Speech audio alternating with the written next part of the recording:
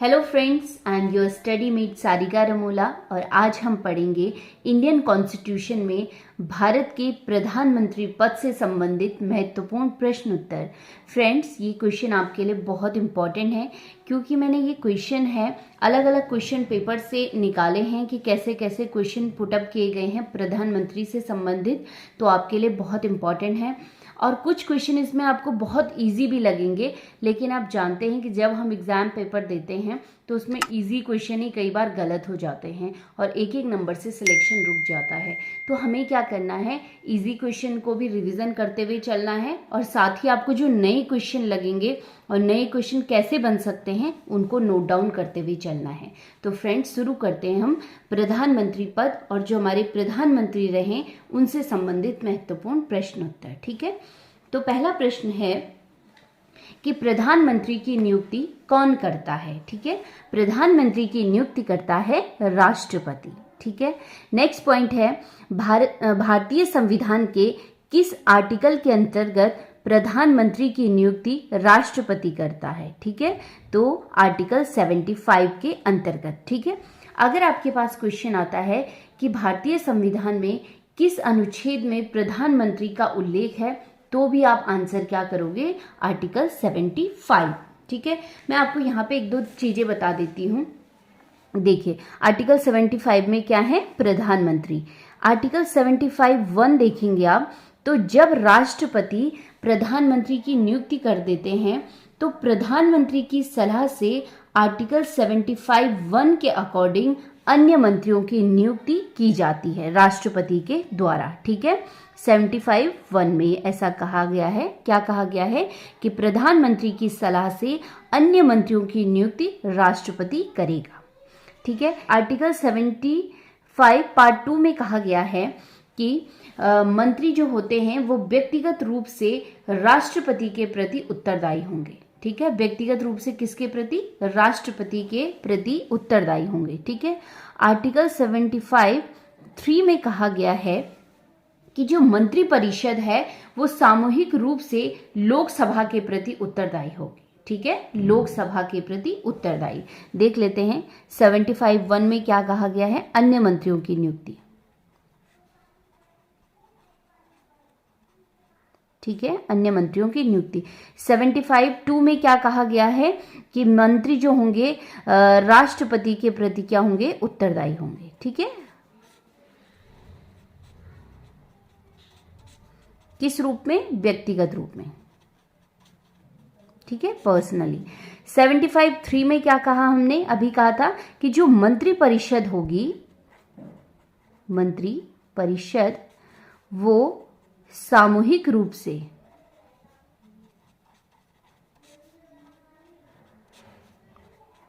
किसके प्रति उत्तरदायी होगी, लोकसभा के प्रति उत्तरदायी। ठीक है, ये चीजें मैंने यहीं पे क्लियर कर दी, 3 चीजें। तो चलिए देख लेते हैं नेक्स्ट क्वेश्चन। भारत के प्रधानमंत्री बनने के लिए न्यूनतम आयु कितनी होनी चाहिए।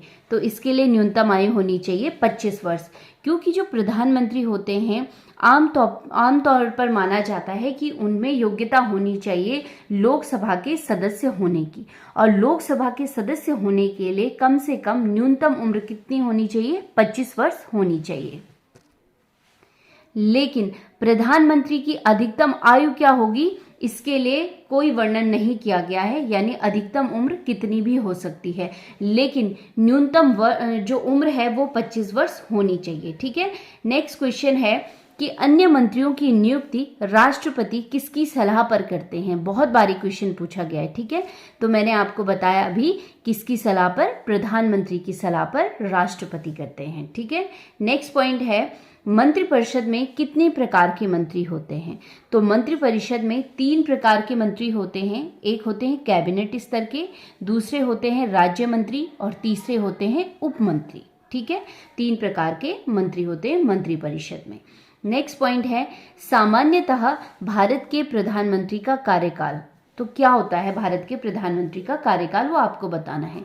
देखिए, क्वेश्चन अलग तरीके से पूछे जा सकते हैं। इसमें आपको बताना है कि जब तक उसे लोकसभा के बहुमत का समर्थन प्राप्त हो तब तक प्रधानमंत्री का कार्यकाल बना रहता है। ठीक है, लेकिन सामान्यतः कई क्वेश्चन ऐसे देखे गए हैं जिनमें ऑप्शन रहता है 2 वर्ष, 3 वर्ष, 5 वर्ष, 6 वर्ष। तो अगर ऐसा कोई क्वेश्चन आएगा तो उसमें आपको टिक करना है 5 वर्ष। ठीक है, लेकिन अगर ऐसा ऑप्शन नहीं आता है तो आपको बताना है कि जब तक उसे लोकसभा में बहुमत का समर्थन हो या उसका बहुमत होगा तब तक वो प्रधानमंत्री पद पर रहेंगे। ठीक है, नेक्स्ट पॉइंट है भारत के प्रधानमंत्री होते हैं। तो जो भारत के प्रधानमंत्री होते हैं वो क्या होते हैं, लोकसभा में बहुमत दल के नेता होते हैं। ठीक है, क्या होते हैं, लोकसभा में बहुमत दल के नेता होते हैं।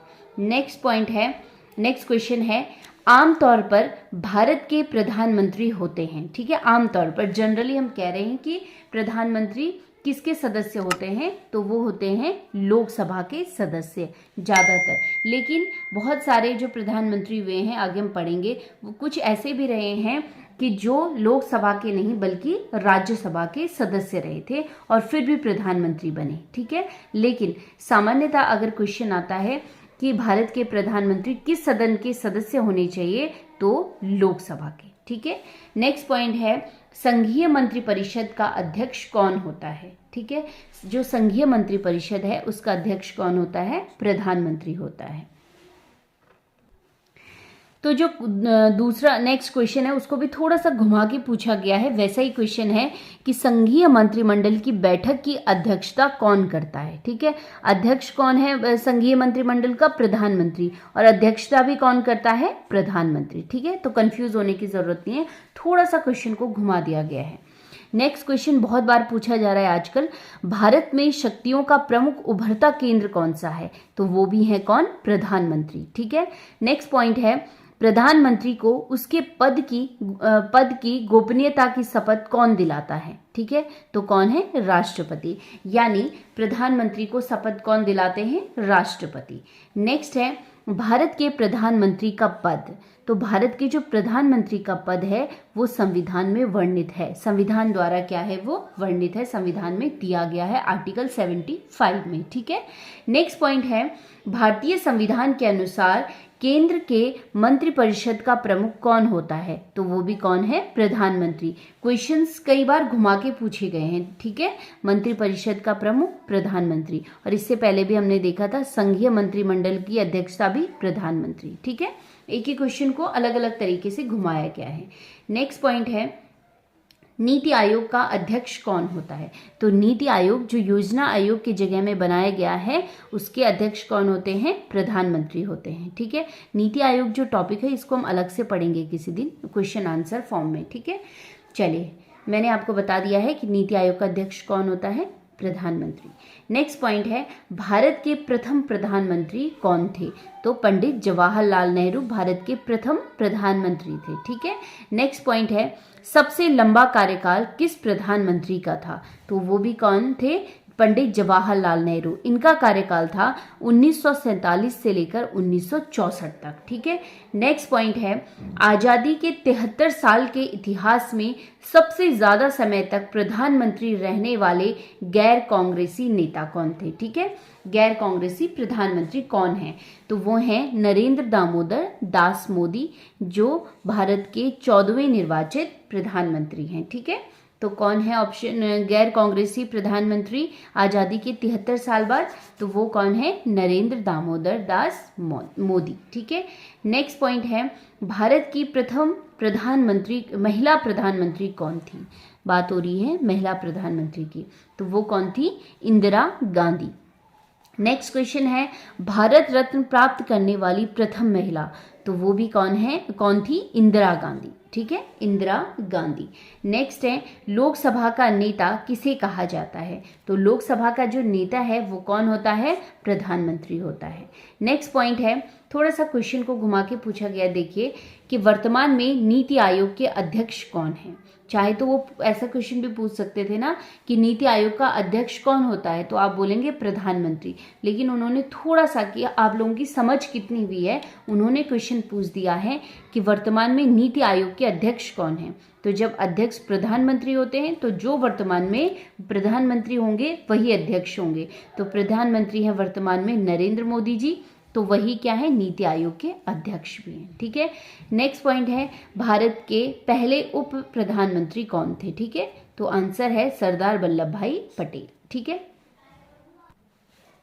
नेक्स्ट पॉइंट देख लेते हैं, नीति आयोग का मुख्यालय कहाँ स्थित है, तो ये है नई दिल्ली में।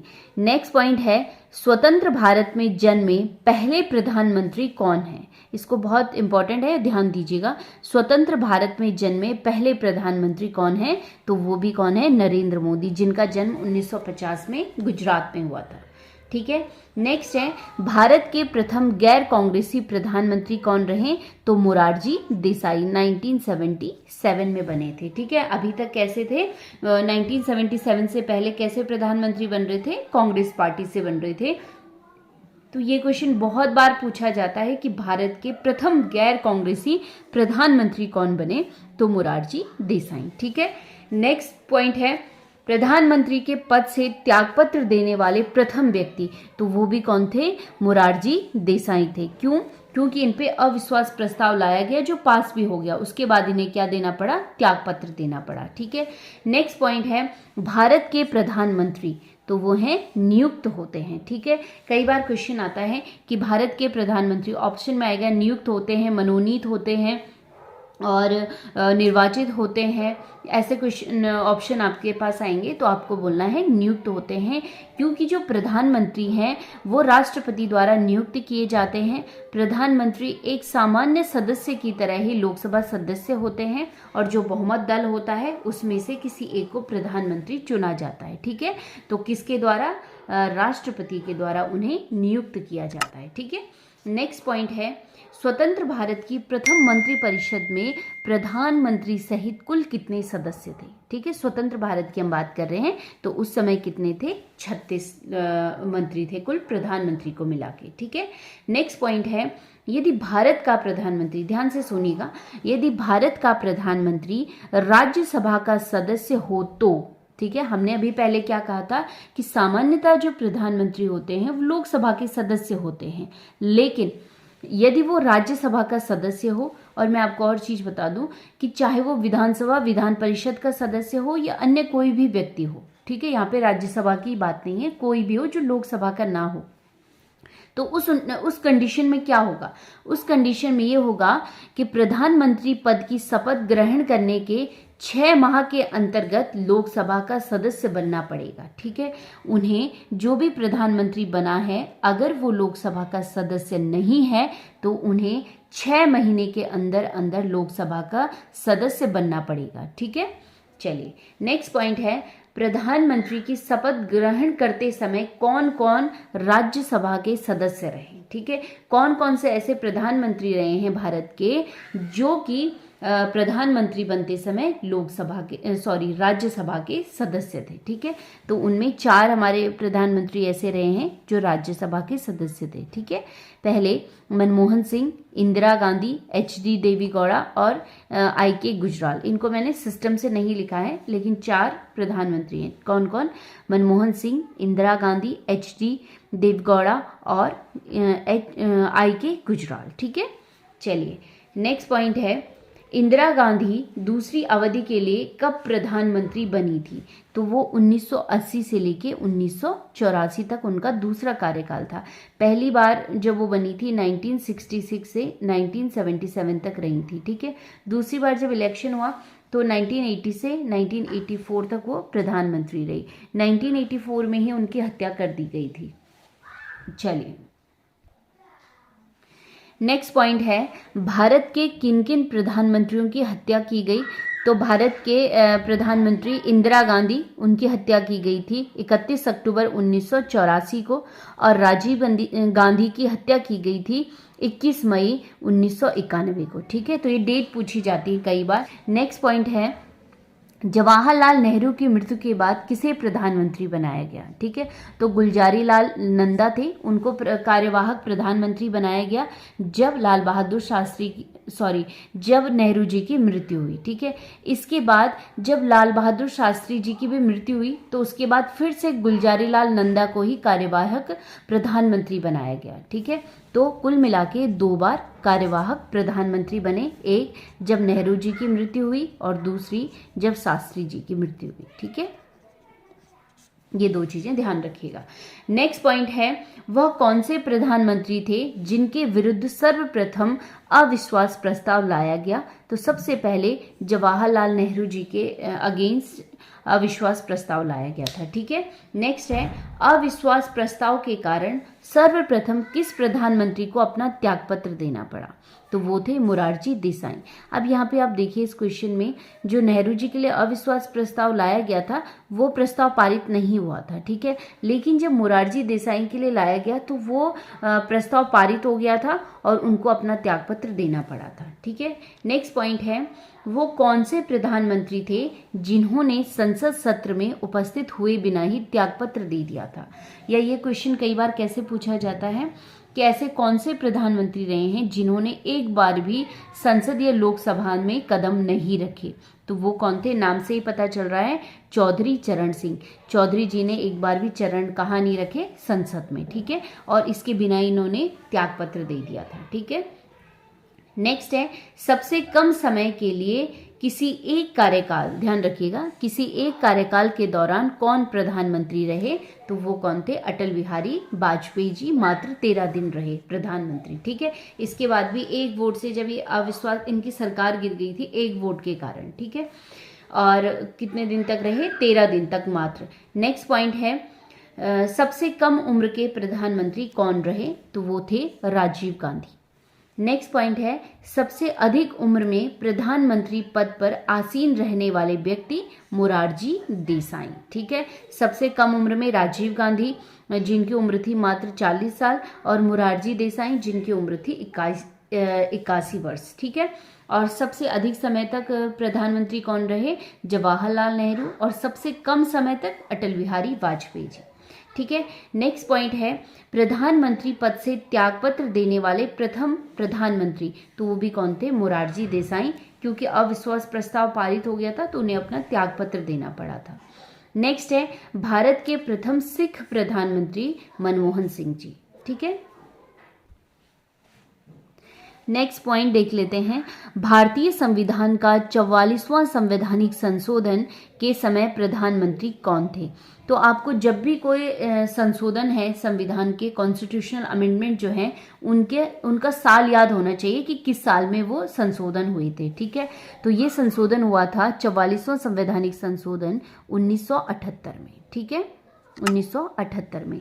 तो मोरारजी देसाई प्रधानमंत्री बने थे 1977 में। ठीक है, तो अब यहाँ से आंसर पता चल जाएगा कि उस समय प्रधानमंत्री कौन थे? मोरारजी देसाई। और 44वां जो संवैधानिक संशोधन है उसके अंतर्गत क्या किया गया कि संपत्ति के अधिकार को मौलिक अधिकार से हटाकर कानूनी अधिकार बना दिया गया था। ठीक है, तो उस समय कौन थे? मोरारजी देसाई प्रधानमंत्री। ठीक है, नेक्स्ट क्वेश्चन है, किस प्रधानमंत्री के समय भारतीय रियासतों, बहुत इंपॉर्टेंट पॉइंट है, भारतीय रियासतों के शासकों के प्रिवी पर्स व विशेष अधिकारों को समाप्त कर दिया गया? ठीक है, तो वो कौन थी? इंदिरा गांधी। इंदिरा गांधी से पहले जितने भी प्रधानमंत्री थे उनमें से किसी की इतनी हिम्मत नहीं हुई कि वो लोग क्या करें, जो राजा महाराजा थे भारत में, उनकी पेंशन और उनके जो विशेषाधिकार थे उनको समाप्त कर सके। इंदिरा गांधी थी जिन्होंने ऐसी हिम्मत करी और उन्होंने क्या किया, 26वां संवैधानिक संशोधन लाई। वो 26वां संवैधानिक संशोधन 1971 लाई और इसके अंतर्गत उन्होंने कहा कि जो राजा महाराजा हैं, जो देसी रियासतें हैं, जब उनका विलय भारत में हो चुका है तो अब उनको अलग से पेंशन और ऐसे विशेष अधिकार देने की ज़रूरत नहीं है, क्योंकि जिस दिन से उनका विलय हुआ है वो भी अब भारत के लोगों की तरह आम नागरिक हैं। ठीक है, तो इंदिरा गांधी ने बहुत ऐतिहासिक कदम और बहुत साहसिक कदम यहाँ पे उठाया था किस संशोधन के माध्यम से? 26वें संवैधानिक संशोधन 1971 के अंतर्गत। ठीक है, नेक्स्ट पॉइंट है, संघ की मंत्रिपरिषद सामूहिक रूप से उत्तरदायी है। मैंने स्टार्टिंग में ही आपको बता दिया था किस आर्टिकल के अंतर्गत, आर्टिकल 75(3) के अंतर्गत। ठीक है, और लोकसभा के प्रति उत्तरदायी होती है। बात समझ में आई? संघ की मंत्रिपरिषद सामूहिक रूप से उत्तरदायी है लोकसभा के प्रति। नेक्स्ट क्वेश्चन है, किस प्रधानमंत्री ने सबसे पहले गठबंधन सरकार बनाई थी? तो वो थे मोरारजी देसाई। नेक्स्ट पॉइंट है, किस संविधान संशोधन द्वारा मंत्रियों की संख्या मंत्रिमंडल में निश्चित कर दी गई कि प्रधानमंत्री सहित कितने सदस्य या कितने मंत्री होने चाहिए? ठीक है, तो ऐसा संविधान संशोधन था 91वें संवैधानिक संशोधन जो हुआ था 2003 में। नेक्स्ट क्वेश्चन है 48वां क्वेश्चन है कि 91वें संवैधानिक संशोधन के द्वारा प्रधानमंत्री सहित कितनी संख्या होनी चाहिए मंत्रिमंडल में? ठीक है, तो वो थी 15%। ठीक है, जितने भी मंत्रिमंडल होगा कितना परसेंट होगा? टोटल 15% होगा। ठीक है, कुल सदस्य संख्या में से ज्यादा नहीं होंगे। नेक्स्ट है, कौन से प्रधानमंत्री आरबीआई के गवर्नर रहे हैं? तो मनमोहन सिंह जी आरबीआई के गवर्नर भी रहे हैं। नेक्स्ट पॉइंट है, 1962 में चीन ने जब भारत पर आक्रमण किया था उस समय भारत के प्रधानमंत्री कौन थे? तो उस समय थे नेहरू जी। नेक्स्ट पॉइंट है, 1965 में भारत पाक युद्ध के दौरान जय जवान जय किसान का नारा दिया था लाल बहादुर शास्त्री ने। ठीक है, नेक्स्ट पॉइंट है, भारत के एकमात्र प्रधानमंत्री जिनकी मृत्यु विदेश में हुई थी तो वो कौन थे? लाल बहादुर शास्त्री जी थे। ठीक है, ताशकंद में हुई थी 1966 में। नेक्स्ट पॉइंट है, केवल एक वोट से किस प्रधानमंत्री की सरकार गिरी थी? तो अभी पहले बताया था मैंने, अटल बिहारी वाजपेयी जी की। ठीक है, तो फ्रेंड्स ये थे प्रधानमंत्री और प्रधानमंत्री पद से संबंधित बहुत महत्वपूर्ण क्वेश्चन आंसर। आई होप आप लोगों को पसंद आए होंगे, क्योंकि कहने के लिए तो ये 53 क्वेश्चन है लेकिन इनमें बहुत सारे क्वेश्चन बीच में पुटअप हुए हैं, तो आप लिखते भी चलिए इन क्वेश्चंस को। और जब भी एग्जाम में ऐसे इजी और टफ दोनों टाइप के क्वेश्चन आएंगे तो आप उसको इजीली कर पाएंगे। ठीक है, तो इनके नोट्स भी बनाते रहिए। मिलते हैं हम नेक्स्ट वीडियो में, तब तक के लिए धन्यवाद।